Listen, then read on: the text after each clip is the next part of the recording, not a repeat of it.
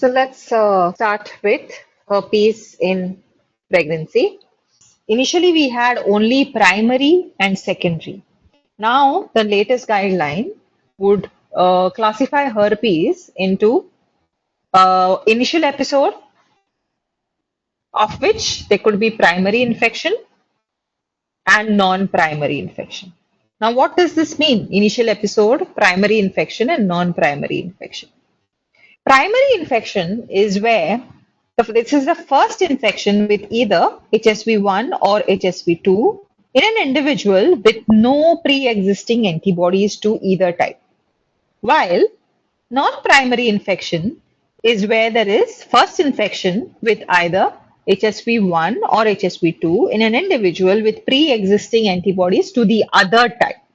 So we have two types of virus, right? HSV1 and HSV2, right? So you can have infection with HSV1. So your vaginal or the vulval swab that you take from the lesion will grow HSV1. Now this may be in an individual who has no immunity to HSV1.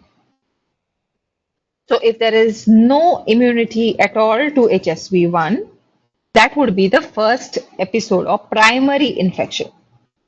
There is HSV1 growing in the vulva with no immunity at all. So there is no antibody to any of the HSV types, HSV1 or HSV2. Now this may be a patient who's had previous HSV2, which is why that lady has antibody to HSV2. Now this lady gets a new infection with not HSV2, but gets a new infection with HSV1. This is non-primary herpes. Okay, so when you get a new infection with the type of HSV that is different from the previous HSV that you got, it is non-primary infection. The previous HSV may be asymptomatic. Most of the times it is asymptomatic. Previous HSV may be asymptomatic. That is why it is said the initial episode. So when the symptoms that are shown at this current time is with a different HSV type.